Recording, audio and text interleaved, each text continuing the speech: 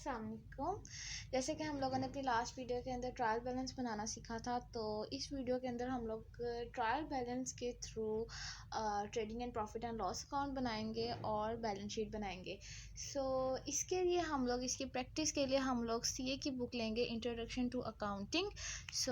उसका question number हम लोग लेंगे 5.10 और इस क्वेश्चन के अंदर उसने हमें बेसिकली ट्रायल बैलेंस प्रोवाइड किया हुआ है।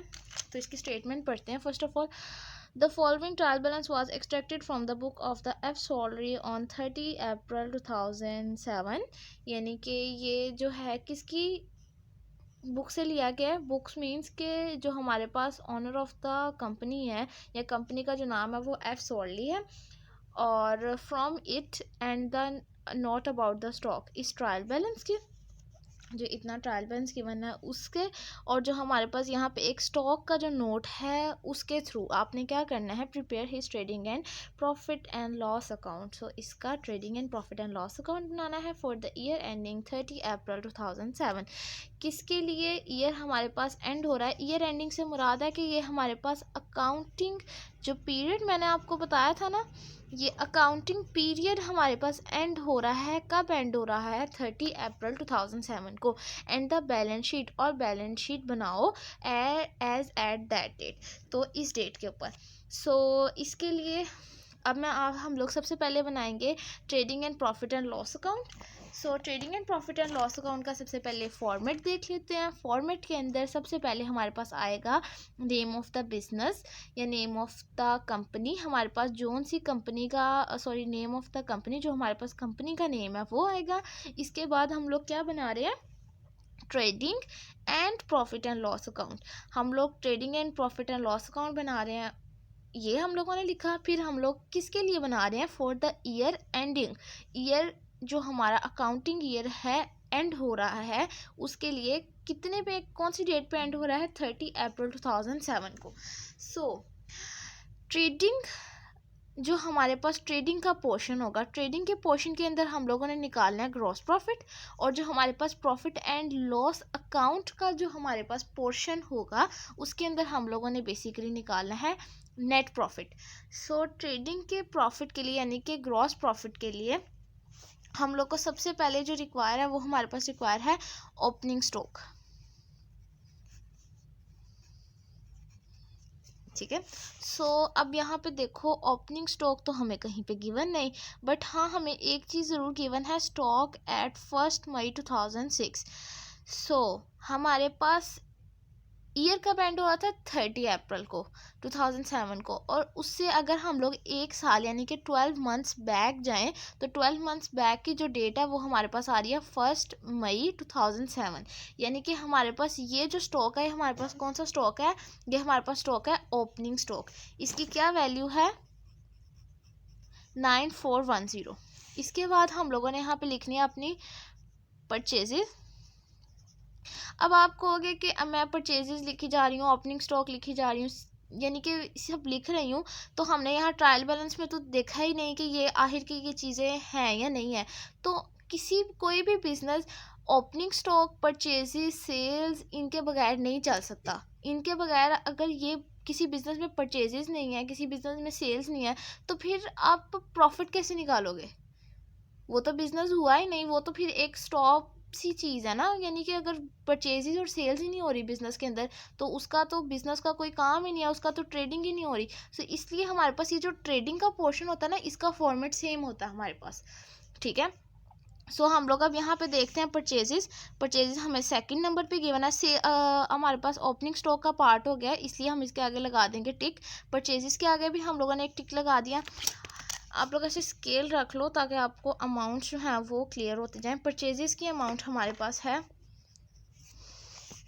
108680।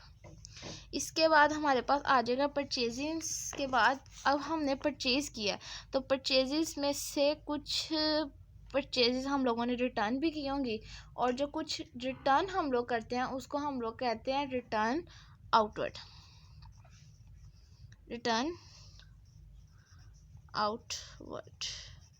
और ये रिटर्न आउटवर्ड क्या करनी होती है? हम लोगों ने लेस करनी होती है। रिटर्न आउटवर्ड जो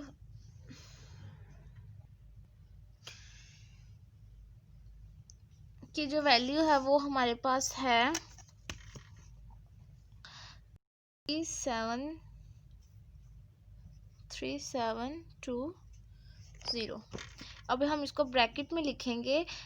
ब्रैकेट में लिखने का मकसद ये है कि हम लोगों ने इसको क्या करना है, माइनस करना है। इसको माइनस करने के बाद जो हमारे पास नेट वैल्यू आएगी उसको हम कहेंगे नेट परचेसेस। ठीक है, सो ये हम लोग यहाँ पे भी निकाल देते हैं।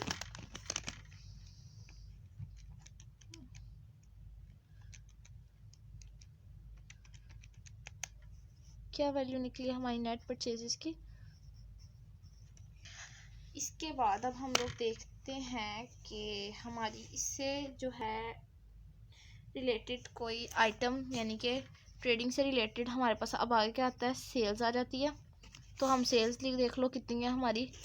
सेल्स हमारी है 210420। ओके, अब हमारे पास सेल हुई है तो मे बी बिजनेस में कोई सेल्स रिटर्न भी हुई हूँ। तो जो सेल्स रिटर्न है, सेल्स रिटर्न को हम क्या कहते हैं, रिटर्न इनवर्ड। तो सेल रिटर्न को हम लोगों ने क्या करना है, माइनस करना है। यहाँ पे देख लो कोई सेल्स रिटर्न या रिटर्न इनवर्ड के नाम से कोई टर्मिनोलॉजी हो तो हमारे पास यहाँ पे है एक 4900। इसी तरह जैसे हम लोगों ने वहाँ पे माइनस किया था, हम लोगों ने इसको भी माइनस कर लेना। तो ये हमारे पास आ गई है नेट सेल्स। नेट सेल्स कितनी आई है हमारे पास,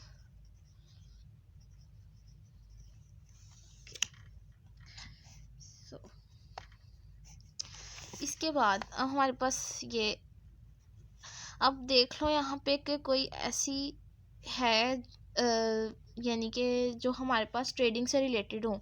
अब हमारे पास यहाँ पे है कैरेज आउटवर्ड।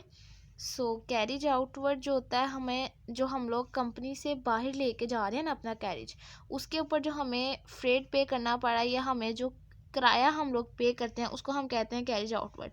वो तो हमारा एक्सपेंस होता है, वो ट्रेडिंग में नहीं आता। लेकिन कैरेज इनवर्ड जो होता है वो हम जब माल को या सप्लायर से हम लोगों ने कुछ ख़रीदा, हम लोग उसको कंपनी के अंदर ला रहे हैं, तो जो हमारे पास उस टाइम पैसा लगता है ना उसको हम कहते हैं कैरेज इनवर्ड कहते हैं। तो जो कैरेज इनवर्ड होता है वो हमारे पास ट्रेडिंग से रिलेटेड होता है, दैट्स वाई उसको हम लोग ट्रेडिंग के पार्ट में डालते हैं ना। तो ये हमारे पास होता है कैरेज इनवर्ड। ये हमारे पास इसकी क्या वैल्यू है 840। आगे वेजी सेल्स मोटर एक्सपेंसेस ये सारे हमारे जो हैं ये हमारे एक्सपेंसेस से रिलेटेड हैं, ट्रेडिंग से रिलेटेड पार्ट नहीं है। अब हम लोग क्या करते हैं, यहाँ पे सेल्स आ गई, नेट सेल्स आ गई। अब हमारे पास एक ओपनिंग स्टॉक भी आ गया। अब हमारे पास स्टॉक क्या बचा साल के एंड पे, जो स्टॉक बचा उसको हम कहते हैं क्लोजिंग स्टॉक। तो क्लोजिंग स्टॉक यानी कि स्टॉक एट 30 अप्रैल 2007 हमारे पास ये है। इस स्टॉक को हम कहेंगे क्लोजिंग स्टॉक। हमारे पास साल के शुरू में ये स्टॉक था, फिर हम लोगों ने परचेजेस इतनी की, हम लोगों ने सेल्स इतनी की। अब साल के एंड पे जो हमारे पास स्टॉक बच गया ना उस स्टॉक की वैल्यू ये है। तो यहाँ हम लिखेंगे क्लोजिंग स्टॉक, और क्लोजिंग स्टॉक की क्या वैल्यू है 11290। अब हमारी जो सेल्स है और क्लोजिंग स्टॉक है, हम इन दो वैल्यू के सेल को प्लस करेंगे और इसमें से हम लोग परचेजेस वाला पोर्शन या हमारा जो एक्सपेंस पोर्शन है इसमें से जब माइनस करेंगे तो क्या आ जाएगा, प्रॉफिट आ जाएगा। अगर तो हमारे पास वैल्यू प्लस में आ जाए हमारा प्रॉफिट, और अगर माइनस में आ जाएगी तो वो हमारा क्या होगा, वो हमारा लॉस होगा। तो इनको प्लस कर लो।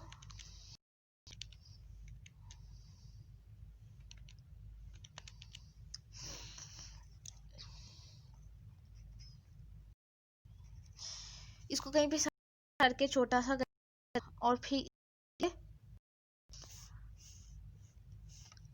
और इस वाली वैल्यू को भी प्लस करो सारे को। नेट परचेजेस को करना, परचेजेस बस कम हो गई है को यानी कि नेट ऑफ करके परचेज को हमारे पास ये आया है। अब हमने इनको हाथ नहीं लगाना, परचेज को हाथ लगाना है।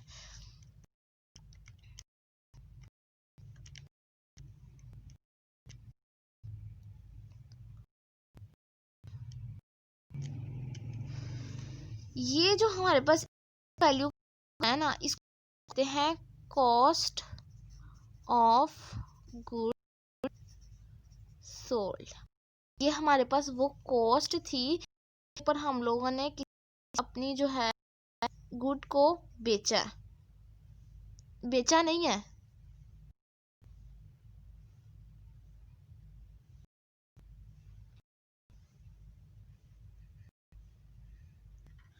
ये हमारे पास वो वैल्यू आ गई है। अब हमने जो हमारी थी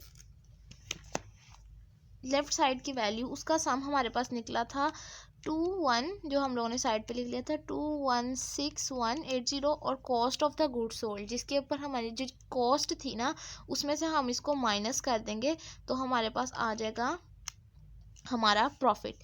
अब ये हमारा क्या निकला है, ये हमारी वैल्यू प्लस में निकली है, पॉजिटिव में निकली है, तो ये हमारा क्या है, प्रॉफिट है। तो this is called gross profit या जीपी। तो जीपी को हम लोगों ने यहाँ पे लेफ्ट साइड के ऊपर लिखा और जीपी की क्या वैल्यू निकली है 101600। ठीक है, अगर ये हमारी वैल्यू माइनस में होती दैट्स मीन कि हमारा क्या था, ये हमारा लॉस था। तो हमारे पास ग्रॉस प्रॉफिट जो हमारा निकला है वो हमारे पास हम लोगों ने लिख लिया। अब ग्रॉस प्रॉफिट लिखने के बाद ये जो पार्ट अब हमारा यहाँ तक सॉल्व हो गया ना, this part is called trading part. Now we are going to our profit and loss account part, यानी कि अब हम लोग अपने प्रॉफिट एंड लॉस पार्ट की तरफ जा रहे हैं।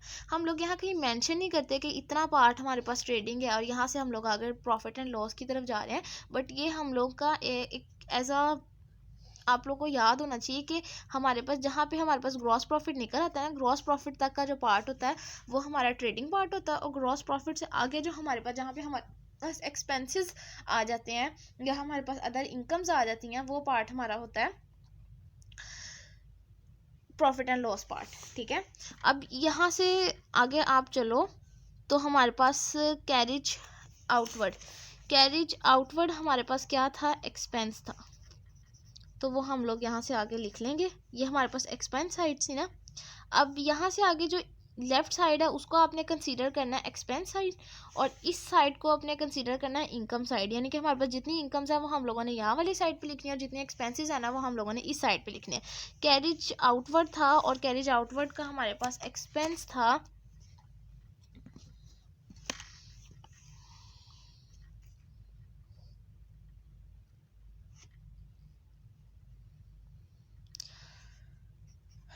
115। इसके बाद हमारे पास कैरिज इनवर्ट का पोर्शन हम लोगों ने ऊपर कर लिया था।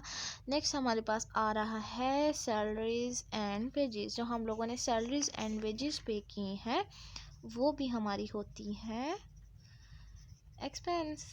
सो salaries and wages 0 okay. Then हमारे पास मोटर एक्सपेंसेस आ गया, मोटर एक्सपेंसेस 2।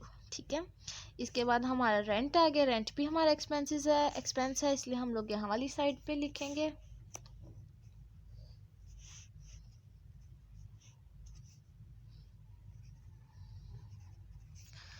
देन हमारा आ गया है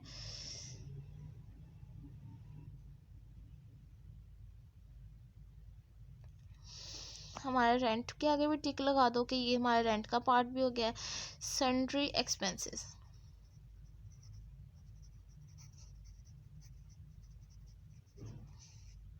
सन्ड्री एक्सपेंसेस हमारे कितने हैं, the sundry expenses also are expenses, that's why we write it in the expense side। ठीक है, सो इसके बाद हमारे आ गया है मोटर व्हीकल।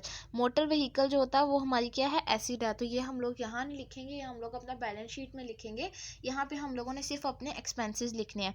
इसके बाद हमारे डेटर्स आ गए हैं, डेटर्स भी हमारे बैलेंस शीट के आइटम है, क्रेडिटर भी बैलेंस शीट के आइटम है, और आगे आप देख लो तो हमारी सारी आइटम्स बैलेंस शीट की हैं। अब हमारे पास जो है ग्रॉस प्रॉफिट, ये देखो यहाँ पे लोगों ने निकाली है।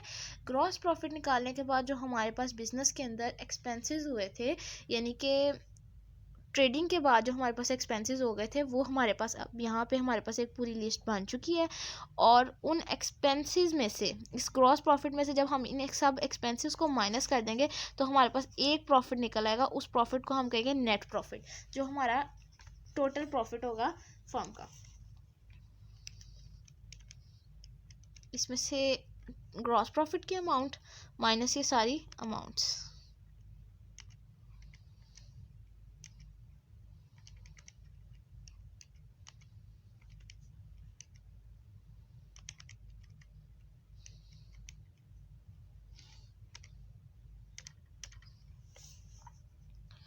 फाइव 0655। सो हम लोगों ने अपना नेट प्रॉफिट भी निकाल लिया। अब ये नेट प्रॉफिट से हम लोगों ने हमारा trading and profit and loss account बन गया। अब हम लोग जाने लगे हैं अपनी बैलेंस शीट की तरफ। सो बैलेंस शीट का फॉर्मेट हमारे पास वही है। सबसे पहले नेम ऑफ द कंपनी हम लोग लिखेंगे या नेम ऑफ द फर्म लिखेंगे। इसके बाद हम लोग लिखेंगे क्या बना रहे हैं, हम लोग बैलेंस शीट बना रहे हैं। अब वहाँ पे हम लोगों ने लिखा था फॉर द ईयर एंडिंग, हमारे पास year ending, for the year ending, और यहाँ हम लोगों ने लिखा है एज ऑन। अच्छा, हमारे पास balance trading and profit and loss account के अंदर हमारे पास बेसिकली क्या आ रहा है, एक्सपेंसेस आ रहे हैं। और हम लोग के जो एक्सपेंसेस हैं फॉर द ईयर, ये एक ईयर के हैं। अब देखो जैसे इसके अंदर मोटर एक्सपेंसेस हैं, हमारे पास एक साल का मोटर एक्सपेंसेस और होगा, एक साल का मोटर एक्सपेंसेस होगा, एक साल की परचेजेस और होगी, एक साल की सेल्स और होगी। इसीलिए हम लोगों ने यहाँ पे लिखा है फॉर द ईयर एंडिंग। ये इस ईयर के ट्रेड हैं, ये इस ईयर के प्रॉफिट हैं, ये इस ईयर के लॉस हैं, ये इस ईयर का हमारे पास जो है एक्सपेंस है। लेकिन जो हम लोग की बैलेंस शीट है वो हमारे पास है एज ऑन, कि हमारे पास ये जो हमारे पास एसेट कैपिटल लाइबिलिटी जो थी ये हमारे पास किस साल तक की चल रही है, ये हमारे पास 2007 के एंड तक चल रही है। ठीक है, वहाँ पे एंडिंग इसलिए लिखा था क्योंकि वहाँ पे हमारे एक्सपेंसेस वगैरह जो है वो वहाँ पे एंड हो गए हैं। अब अगला साल शुरू हुआ तो हमारे एक्सपेंसेस वगैरह जो है वो सारा काम स्टार्ट दोबारा से होगा। अब इसको बैलेंस शीट को बनाने का फॉर्मेट भी बिल्कुल सिंपल है कि हमारे पास यहाँ पे जो थी, जहाँ तक टिक किए थे वो सारे हमारी क्या थी, एक्सपेंसेस थे। अभी हमारे पास मोटर व्हीकल है, ये मोटर व्हीकल क्या है, हमारा एसेट है। हम लोगों ने बैलेंस शीट को इस तरह बनाया कि लेफ्ट साइड पे हम लोगों ने कैपिटल प्लस लाइबिलिटी लिखी है और राइट साइड पे हम लोगों ने लिखे है एसेट। ठीक है, एसिड होते हैं वो हमारे पास बेसिकली दो होते हैं, नॉन करंट एसिड और करंट एसिड। हमारे करंट एसिड को थोड़ा सा करंट लगा है इसलिए थोड़ा सा ख़राब हो गया है। और कैपिटल एंड लाइबिलिटी के अंदर हम लोगों ने पहले कैपिटल का पोर्शन बनाना है, उसके बाद लाइबिलिटी का पोर्शन बनाना है। लाइबिलिटी के पोर्शन के अंदर हम लोगों ने शॉर्ट टर्म लाइबिलिटी और लॉन्ग टर्म लाइबिलिटी, ये जब हम लोगों ने एसिड कैपिटल लाइबिलिटी पढ़ा था तो हम लोगों ने टाइप्स वहाँ पे पढ़ ली थी। तो उसी तरह हम लोगों ने यहाँ पे क्लासीफाई किया एसिड साइड को, कैपिटल प्लस लाइबिलिटी साइड को। सो एसिड साइड के अंदर हम लोग देखते हैं कि हमारे पास है यहाँ पे fix motor vehicle. Motor vehicle जो होती है ना, वो ऐसा नहीं होता कि एक साल के बाद जो है आपकी मोटर व्हीकल ख़त्म हो जाए। तो जो मोटर व्हीकल होता है वो हमारे पास नॉन करंट एसिड होता है, वो हमारे पास फिक्स्ड एसिड होता है। इसलिए मोटर व्हीकल को हम लोग यहाँ पे अंडर फिक्स एसिड लिखेंगे। ये हमारे पास क्या था, फिक्स्ड एसिड या नॉन करंट एसिड।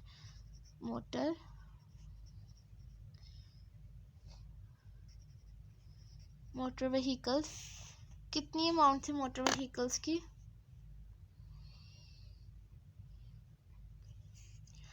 14400। ठीक है, fixtures and fittings, fixtures and fitting भी हमारे एसिड्स होते हैं, ये हमारे करंट एसिड्स होते हैं।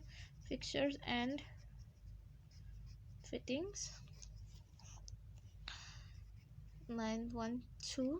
इसके बाद आ रहा है हमारे पास डेटर्स। सो हमारे डेटर्स क्या होते हैं, डेटर्स वो लोग होते हैं जिन्होंने हमारे पैसे पे करने होते हैं। ठीक है ना, तो जो हमारे जिन लोगों ने पैसे पे करने हैं वो हमारा क्या है, एसिड है, हमारे पैसे आने हैं हमारे अकाउंट में। तो डेटर्स जो होते हैं बस करंट एसिड होते हैं, साल के या एक के बाद, यानी हमारी ना डेटर अकाउंट रिसीवेबल जो, यानी कि अक्सर लोग हमें 1 साल के अंदर या 1 साल के बाद जो है वो पैसे पे कर देते हैं, इसलिए जो हमारे पास होता है डेटर्स, उनकी हमारे पास टाइम लिमिट डिफाइन नहीं होती कि इन्होंने हमें 1 साल के अंदर पैसे पे करने हैं, 1 साल के बाद पैसे पे करने हैं। इसलिए ये भी जो होते हैं ये हमारे क्या होते हैं, करंट एसेट्स होते हैं। तो करंट एसेट्स के अंडर हम लोग डेटर्स को लिख लेंगे। कितनी अमाउंट है डेटर्स की, 23200, टिक लगाना मत भूलिएगा। आगे हमारे पास आ गए हैं क्रेडिटर्स। क्रेडिटर्स हमारे होते हैं वो लोग जिनको हमने पैसे पे करने होते हैं। तो जिनको हमने पैसे पे करने हैं वो हमारे पास क्या है, हमारी शॉर्ट टर्म लाइबिलिटी है। अगर तो यहाँ पे डिफाइन होता कि हमारा कोई बैंक है ये वो है, तो फिर तो हमें पता होना था वो हमारी लॉन्ग टर्म लाइबिलिटी है ना। लेकिन उसने क्रेडिटर, सिंपल क्रेडिटर का लफ्ज़ यूज़ किया, तो इसकी टाइम लिमिट हमें नहीं डिफाइन किया, हम लोग 6 माह के अंदर दे रहे हैं या 12 माह के अंदर दे रहे हैं, कब तक हमने पैसे वापस करने, इसलिए हम इसको भी शॉर्ट टर्म लाइबिलिटी के अंदर डालेंगे। इसके बाद आ गया है cash at bank. So cash at bank हमारे पास भी क्या होता है, करंट एसेट होता है। इस चीज़ को हम लोग बहुत डीपली जो है वो अपने पढ़ चुके हैं पहले। कैश इन हैंड हमारे पास क्या होता है, वो भी हमारे पास करंट एसेट होता है। जो हमारे पास पैसा हमारे हाथ में है, हम उसको किसी भी टाइम यूटिलाइज कर सकते हैं। ड्राइंग्स, अब हमारे पास ड्राइंग्स जो होती हैं वो क्या होती हैं, हमारे पास ड्राइंग्स, हमारे पास होता है कैपिटल, पहले लिख लो, कैपिटल हमारे पास कितना है 18827। अब ड्राइंग्स जो होती है ना, कैपिटल हम लोग जो किसी भी फर्म या किसी भी कंपनी के जो ऑनर होता है वो अपने पर्सनल यूज़ के लिए जो पैसा निकालता है वो सारी चीज़ें कहलाती हैं ड्राइंग्स कहलाती हैं। तो ड्राइंग्स की एंटिटी हमारे पास ये होती है कि कैपिटल में से हम लोग ड्राइंग्स को माइनस करते हैं, ठीक है। अब ये तो हो गया हमारा सारा पार्ट, लेकिन जो हमारे पास इस साल के जो नेट प्रॉफिट बचा है उसका हमने क्या करना है। तो जो नेट प्रॉफिट बचा है वो भी हमारा कैपिटल के अंदर ऐड हो जाना। कितनी अमाउंट थी नेट प्रॉफिट की,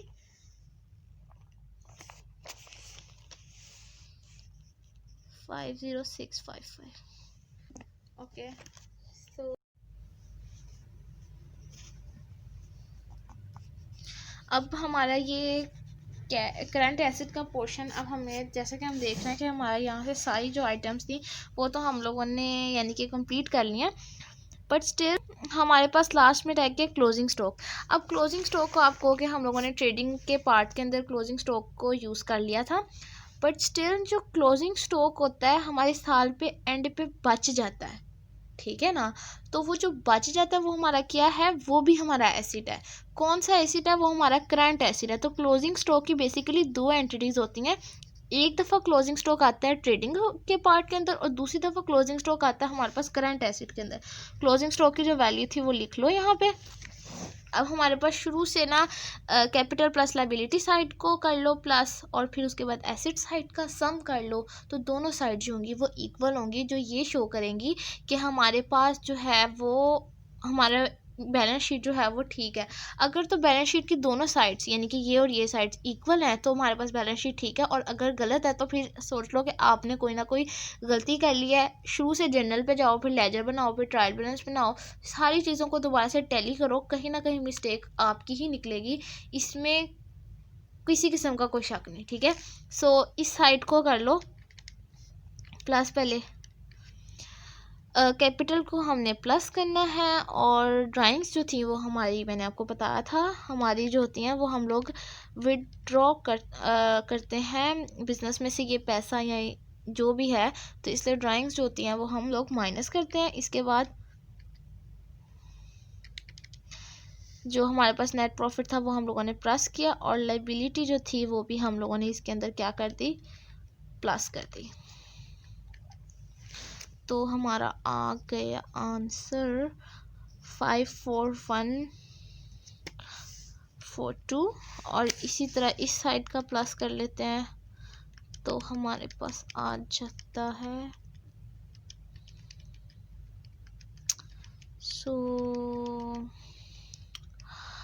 दैट्स ग्रेट, हमारी दोनों साइड्स का आंसर इक्वल आ गया है।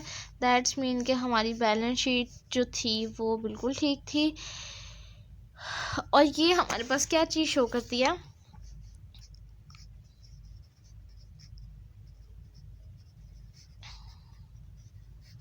अकाउंटिंग इक्वेशन, जो मैंने आपको बिल्कुल स्टार्ट में हमने पढ़ाया था ना कि capital plus liability is equals to asset. हमारे पास balance sheet basically accounting equation की एक फॉर्म है कि हमारे पास कैपिटल, वहाँ पे हम लोगों ने तुम्हारे पास कैपिटल और लायबिलिटी थोड़ी थी, यहाँ पे हमारे पास कैपिटल लायबिलिटी ज़्यादा हो गई है।